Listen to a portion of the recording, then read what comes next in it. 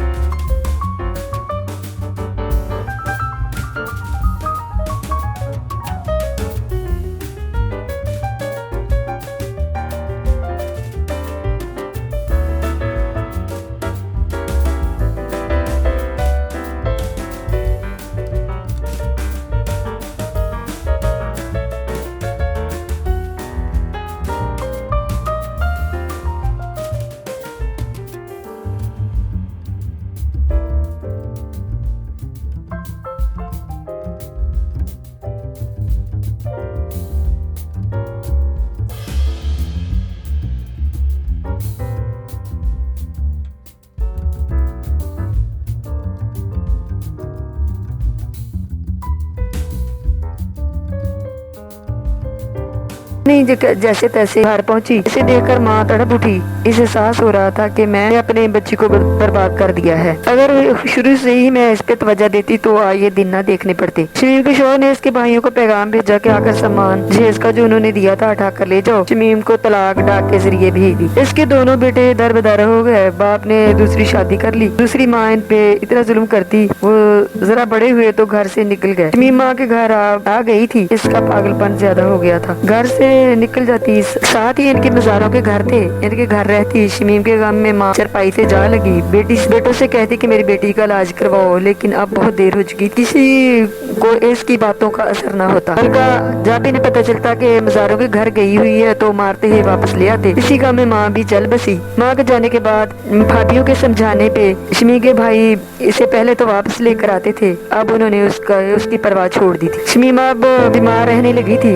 इसे काला यरकान हो गया था। घर वालों ने कभी उसे वापस लाकर दवाई वगैरह ना दिलाई। यरकान की वजह से इसका पेट भरने लग गया। पेट में पानी पड़ चुका था। सबने कहा कि किसी से काला करवा लिया है, इसके पेट में हराम पल रहा है। इसी बीमारी से वो एक दिन इस जहाँ पानी को छोड़कर अब भी नहीं सो गए। वो इन दिनों दूर के रिश्तेदारों के घर रहती थी। उन्होंने इनके घर इतला दी तो मैयत को भाई उठाकर ले आए और कफन दफन कर दिया। रिश्तेदारों की औरतें भी साथ आई थी। उन्होंने रोते हुए बताया कि शमीम का ये यरकान की वजह से जिगर खत्म हो गया था। काश कोई अच्छा सा इलाज शुरू से ही करवा देता।